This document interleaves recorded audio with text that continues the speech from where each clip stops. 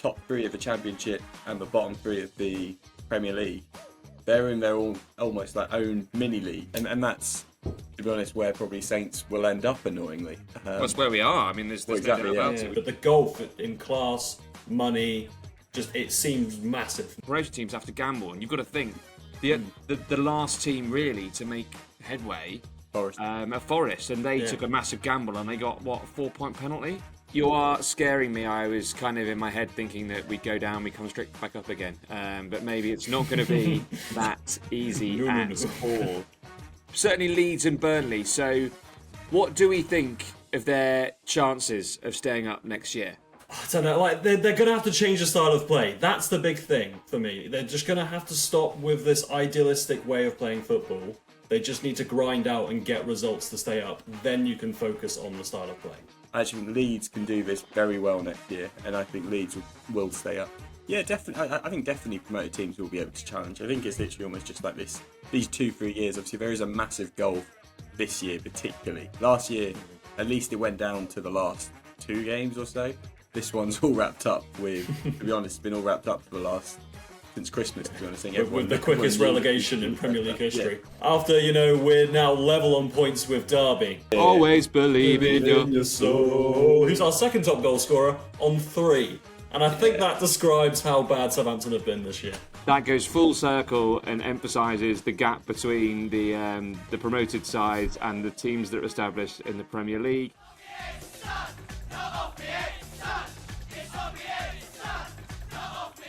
Hello and welcome to the On Your Head Son podcast. We've got all 3 of us here this week. Andy, how did you spend your Easter weekend? I spent my Easter weekend catching up with family and eating lots of chocolate, as Jesus would want. Easter Andy, bunny. What is your favourite chocolate bar? I like a Twix. I'm a big fan of a Twix. That is a rogue shout, and I wasn't expecting that. No. Left side or right side, Andy?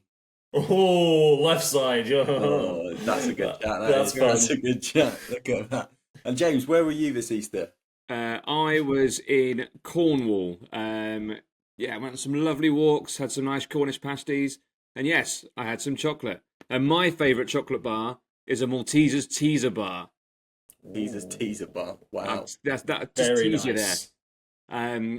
Matt, how are you? How was your Easter weekend? And what's your favourite chocolate bar? Easter weekend was absolutely banging. Just a lot of walking, a lot of eating chocolate and whatever. Yeah, and my favourite chocolate bar is a Yorkie. A Yorkie. Going old school. That is very old school. I do love a Yorkie. But moving on from York, the city in Yorkshire, to Leeds, the city in Yorkshire. Hey. Leeds United, they got promoted to the Premier League. Yay! Marching on together. Go on, Leeds. And Massive. not just Leeds got promoted this weekend, but also Burnley got promoted. Leeds sealed it emphatically with a 6-0 win over Stoke, whereas Burnley, with the harder task, beat Sheffield United 2-1, sealing their, guaranteed second place. They're fighting out for top of the table. Matt, I believe you watched some of the Leeds game. I watched both the games. I watched I watched pretty much all of the Leeds game. Then the last 60, missed the first half an hour of the other game. But yeah, I mean, Leeds looked an absolute class above the rest, to be honest. And I think, really, to be honest, top 3, including Burnley and Sheffield, have really looked way better than the rest of the field. I think for most of the season, Sheffield have kind of fallen off the last month or so. Their form's not great at all at the moment, but they were top for quite a while of this season. And then Burnley have just been winning 1-0s under Scotty P. Leeds look a class above. I actually think next year they could actually be the one to break this duck of every relegation. Whoa, hold on. We'll get on to that. That's for future, that. We'll get on to that in a second. That's a spoiler or a Malteser's teaser for later on in the podcast. Andy, you're a man that loves a 0-0. I do. You really do. So you must absolutely love this Burnley side. I'm going to give you some facts. 31 games unbeaten in a row. Yep. No team this season has scored more than 1 goal against them, and they've only conceded 15 all season. I mean, how amazing is that? From all these teams getting promoted, wanting to play the beautiful style, playing out from the back. No, there's a regimented defence midfield in front of the goal, stopping them from conceding. You love to see it. I'm enjoying watching Burnley, and yeah, I think big time. We'll wait and see what they do next year. Wait and see what they do next year, indeed. So, I mean, Scotty Parker is the new promotion manager. He's new Jose Mourinho of the Championship, actually. He is. I mean, well, the Steve Bruce. This is Steve Bruce of the Championship. I mean, isn't that just Steve Bruce? Well, yeah, pretty much. But he's been promoted, I think it's 3 times in 5 years now for 3 different teams. So Fulham, Bournemouth, and now Burnley. So we'll wait to see how they fare. It's a nice change from like Vincent Kompany when he went up as well. I think we'll see a different Burnley side next year. Yeah, and who knows? Maybe they'll get relegated and Scotty Parker will be Bayern Munich manager the following season. That's how it works. So before we jump on to their chances next season, I'm just gonna shout who we think's going to be in the playoffs. So it looks pretty set. We've got Sheffield United, Sunderland, Bristol City, and Coventry City, with potentially Middlesbrough and Millwall sneaking in the last couple of games. I'm going to ask you to stick your neck out, Matt. Who's getting promoted through the playoffs? So the last game of the season is Coventry against Middlesbrough. 6th versus 7th, and that'll be absolutely massive. It's 3 points between them at the moment. I think Coventry have a better goal difference. I'm not actually too sure, but actually no, Middlesbrough have a better goal difference. Sorry, so that will be an absolutely massive game if they both win tomorrow. Not tomorrow, next week. So yeah, that'll be absolutely huge. So looking forward to that. But I'm going to go Coventry. Big Super Frank, absolutely tearing it up. So yeah, always. That's what I'm going to go for. Do you know what's interesting about that as well? It's Carrick versus Lampard. Oh, that's a big one. It's a big midfield fixture, that. Love that. Humongous fixture. So you're going to go for Coventry for promotion. Andy, who are you going for promotion? Well, I want to say Coventry just because of Super Frank. He does have experience in the playoffs as well, so he would have learned from his mistakes at Derby.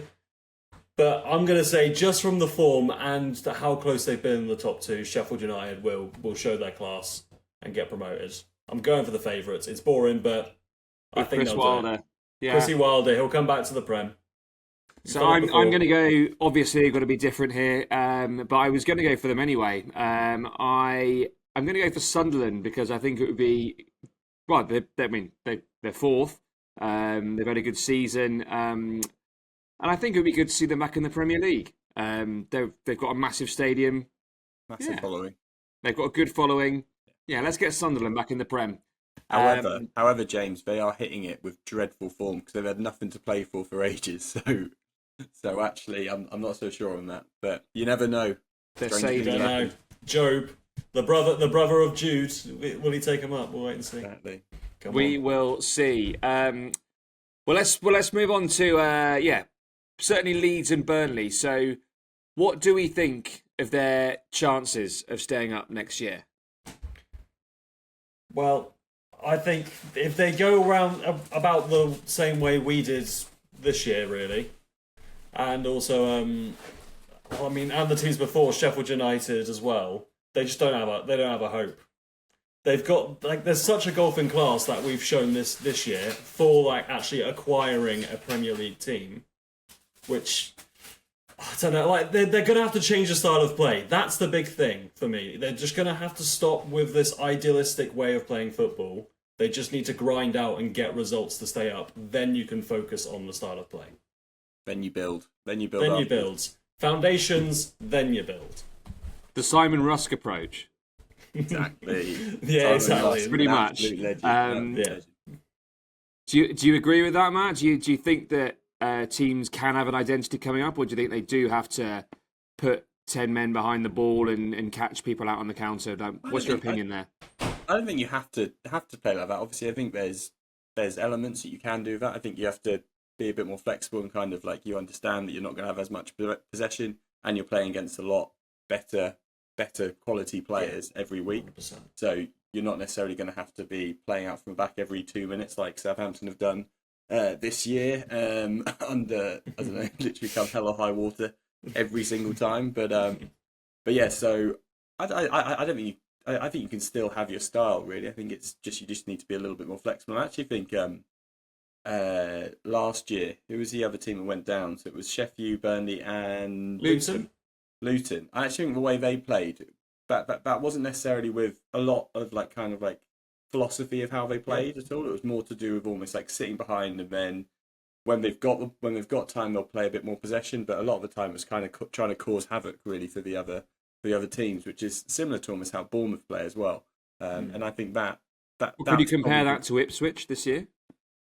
Nah, Ipswich are a joke. Yeah. Vibes FC, so no. We don't like Ipswich for some reason. I don't really know why. But yeah, I actually think Leeds can do this very well next year, and I think Leeds will stay up. So, yeah.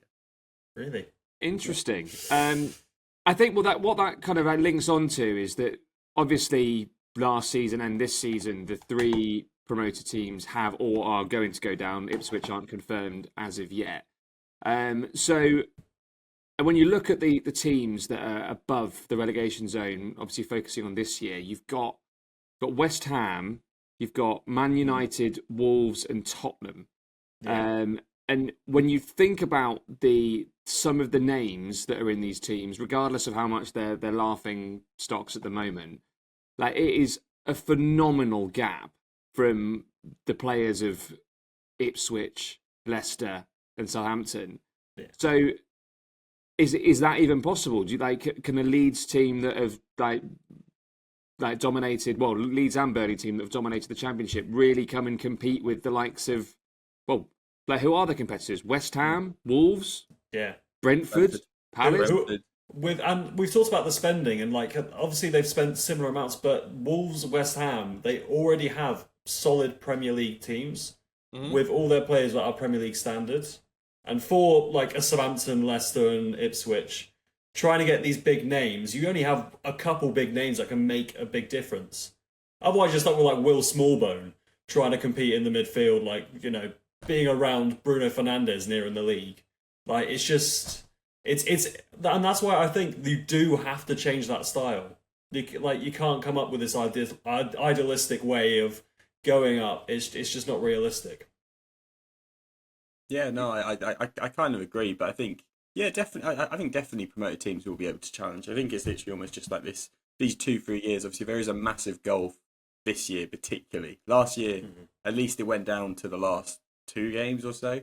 This one's all wrapped up with, to be honest, it's been all wrapped up for since Christmas, to be honest. With the quickest relegation in Premier League history. Yeah. Exactly, yeah. I mean, Wolves at one point looked bad, but then went on this sensational run that out of nowhere and again, you've got to look at that no one saw coming. I think you did probably maybe not as good as we expected, but you've got to look at the quality of those players, Wolverhampton's players, compared to the promoted teams, and it's leagues apart. Yeah. It really, really is. Yeah, no, 100%. Agree. And I think, again, similar to almost what we're saying, I think the top 3 of the Championship and the bottom 3 of the Premier League, they're in their almost own mini league, let's say. Literally, I'd probably put Norwich in there as well. Obviously, this year not so much, but in history, really, these yo-yo kind of teams, and that's, to be honest, where probably Saints will end up. Annoyingly, that's where we are. I mean, there's no doubt about it. We've gone down. Went up, gone down. It always used to be so competitive, really, kind of with those promoted teams staying. You remember, back in the day, Huddersfield managing to stay up, where they wouldn't have had the same class as a lot of the Premier League teams. But just at the moment, it does seem very a massive challenge, which it always seemed like a big challenge to stay up for a new promoted team. But the gulf in class, money, just it seems massive now. What I think's happened, massively, is obviously a leaning towards sort of sustainable ownership and better financial decisions at the top of clubs, which means that when you get to that point and you're then secure, teams aren't taking so many risks. They're not throwing a ton of money at things and then having to sell. So it means that the likes of, and I'm just going to throw some clubs out here, no disrespect, but the likes of Brentford, the likes of Crystal Palace, the likes of Brighton, they're all making more sensible financial decisions, which means that they're stable in comparison to anything the likes of Well, yeah, the promotion teams are, because promotion teams have to gamble, and you've got to think the last team really to make headway, Forest, Forest, and they took a massive gamble, and they got what, a 4-point penalty. Yeah. Well, yeah, exactly. Yeah, they broke it and nearly broke it, I think, every year. To be honest, now now potential of Champions League with that, so it's almost rewarding it. Yeah, in a way. Yeah. So with the golf, it's a question here for you, Matt. Do you think that the Premier League or an independent somewhere should be pumping more money into the rest of the EFL, or is it better to be pumping all this money into the Premier League for the better quality league there? I don't really know. I think I actually don't know the answer to that. I think obviously from a competitive point of view, you kind of want it to be trickled down the league so that it's almost a little bit more fair. But then again, you look at the spectacle of the Premier League. I know this season's not necessarily been the best one ever, but you look at the even just for the top 7 at the moment, it's absolutely ridiculous, and that's without Spurs and Man U actually being good teams this year. Yeah. So you've really got. I actually think you've probably got around 10, 11 teams, including kind of Fulham, Bournemouth in that, and then Spurs and Man U, who would probably be top 5 in any other league, at least.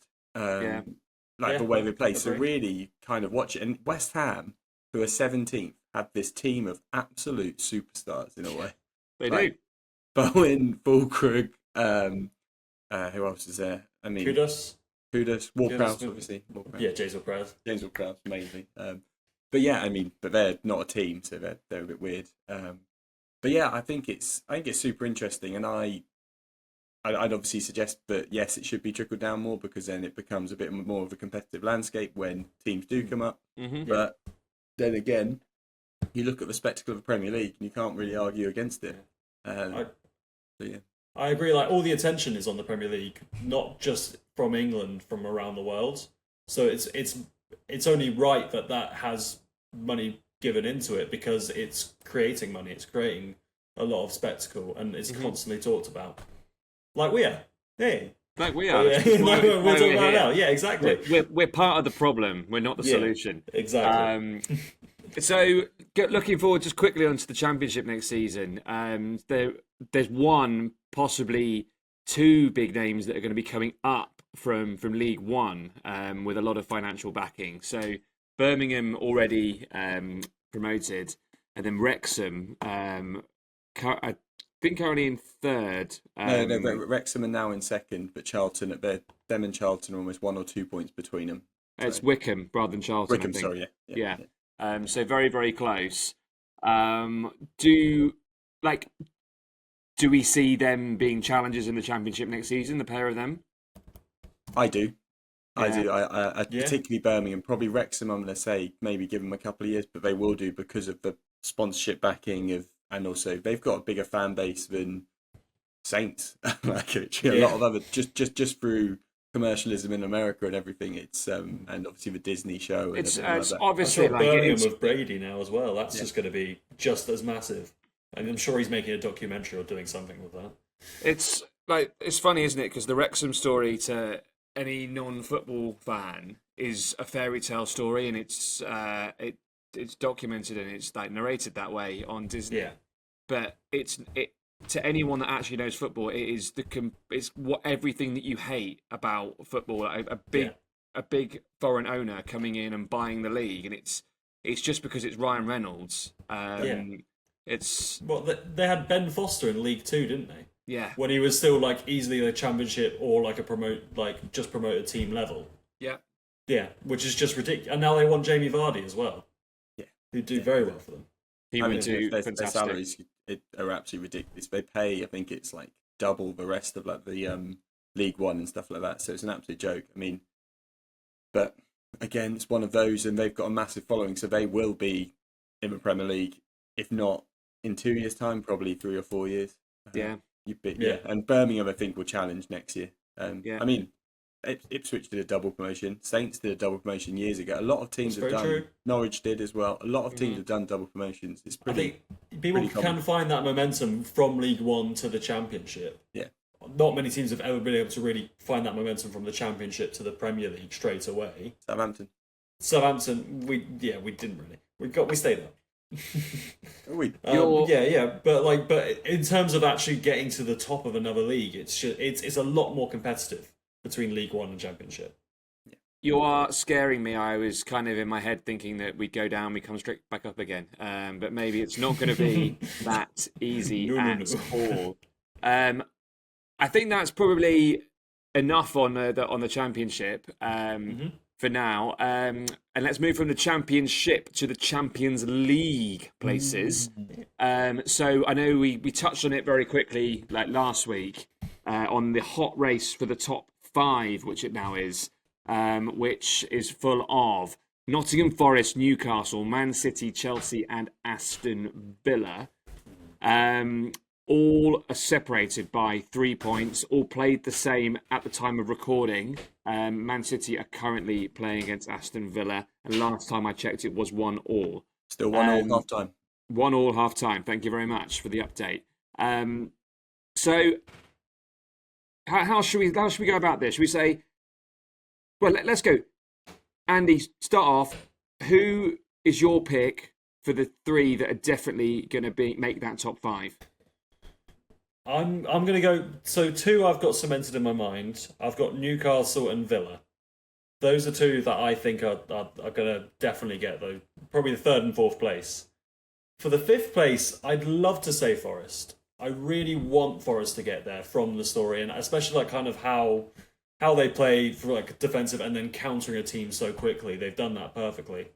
But I do think Man City, with De Bruyne's final last hurrah, I think they will click on, like they are usually doing to win the league. I think to get Champions League, they will succeed. Just 5th place. I think they'll get 5th place, but I don't see them competing with the form of Newcastle and Villa. Interesting. That is exactly what I said last week. So I might have to change my opinion here. We all said that, I think. Literally. We're all agreeing on that. I mean, surely, and the one that I think we're all kind of counting out in our heads is Chelsea, right? Yes. So, but also they got a massive win on the weekend. Like you're talking, the 2-1 against Fulham was absolutely huge for them. I know, Cole Palmer's completely off the boil at the moment after being injured, and then Jackson as well is completely off the boil. But yeah, that's a huge win, and they've showed a lot of spirit to come back against Ipswich originally, where they were 2-0 down, and then also they were down against Fulham. I read somewhere they conceded first in the last, I think it's 6 games or something. Yeah, they are. I don't see them getting it, but I think they don't look, but they showed a lot of spirit, and they showed a lot of the celebrations at the end. Phonetically, it's not something you associate with Chelsea. That's a weird thing to say. You don't see running to the fans, celebrating. It's not a thing, but I'm pretty sure that they were chanting something not very nice at Maresca at half time. Shock, Chelsea fans doing that. Yeah, I know.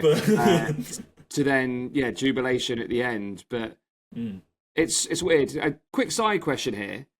If Chelsea don't qualify for the Champions League, is it a failed season for them? No, not for me. I'd say yes. With the money that's constantly poured in, the standard of players that they actually do have, and how close they were going up till Christmas to being near the top, the fall off of that is a failed season. I'd go halfway between the two of you. So I would say, I think the main thing was just stabilising this season. And I think actually the beginning of the season, maybe a 6th place finish wouldn't be the end of the world. Where I probably disagree with Matt is that the points totals here aren't very high.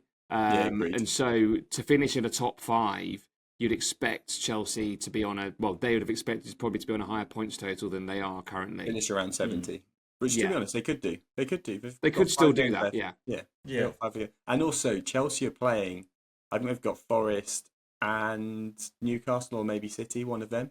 So they can directly affect the other teams by beating them. So it really is, I know it's in all their hands because they've still got 5 games left. There's only 3 points between them. But Chelsea can really affect it by, and I think they'll beat Forest. I'm not sure about City. It's all to play for. All to play for, lads. They're all coming up. Only Champions League. The league's the title's done, the relegation's done, but Champions League, that's what we want. So Matt, like I'm gonna hear, who are you saying then? Are you going for the same as Andy, or are you gonna mix it up? I actually now think, annoyingly, Villa will miss out. I really do. I know, and I think it will be Forest, Newcastle, and City. I think Forest win against Spurs. I know it's against Spurs, and Spurs are a joke of a team, as I'm sure we'll get onto in a second. But I thought that was massive. Chris Wood scoring as well, coming back. I think he actually looked good as well, which he hasn't done for a while. I know he's been injured, but yeah. So I'm in Forest, Newcastle, City. Not in that order. Not in that order. No. Okay. Well, that's good.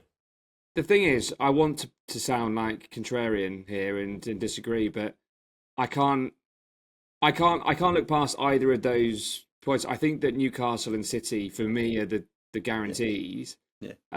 I do think Chelsea will drop out. Yeah. And then it really is a toss-up in my mind between Forest and Villa.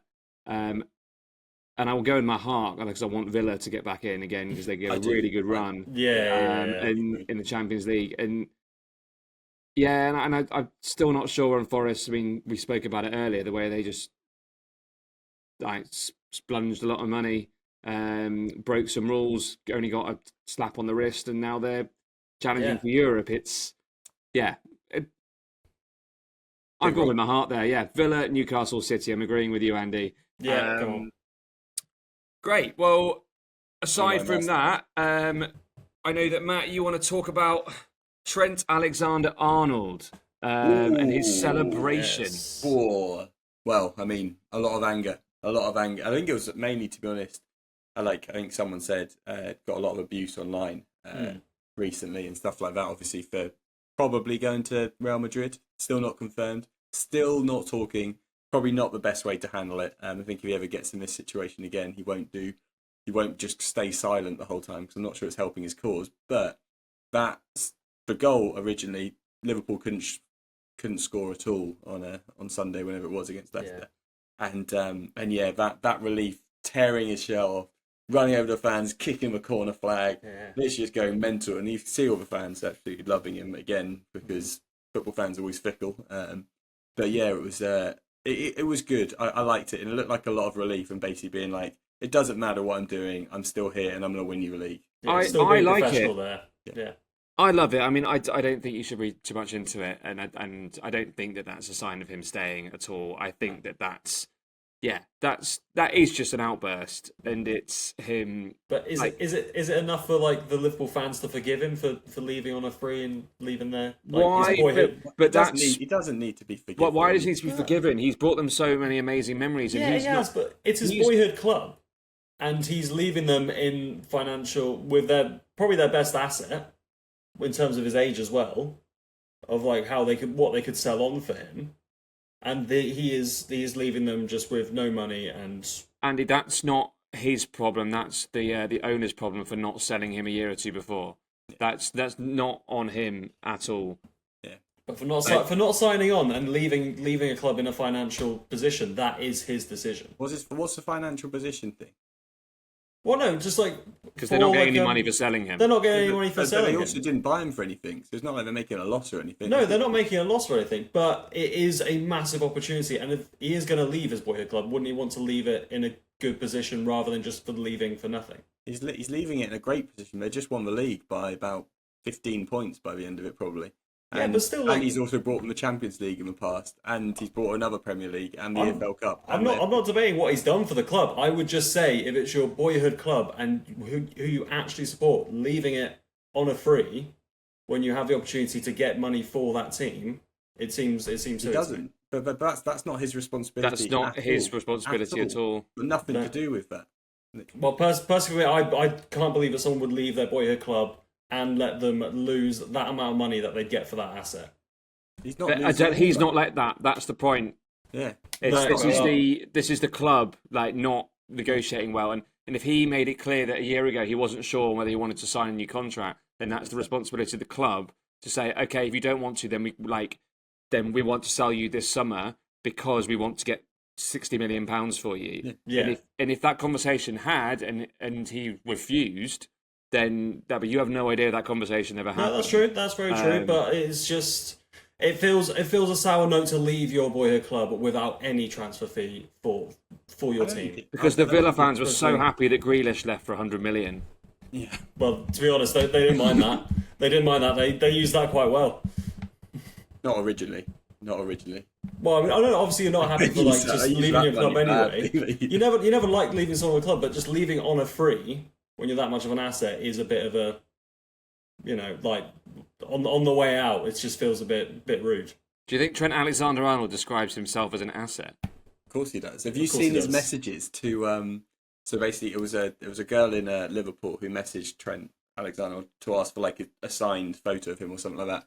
So then he messaged his girl back going, leave a boyfriend and come be with me, and she just wouldn't stop pestering her, and then ended up sending her some quite indecent photos. So I think, but he is an asset. He rates himself. Quite glad that boyfriend's probably quite glad he's leaving. Maybe that's why. Yeah, he's got a Madrid mindset, so he's already there. A la Madrid. A la Madrid.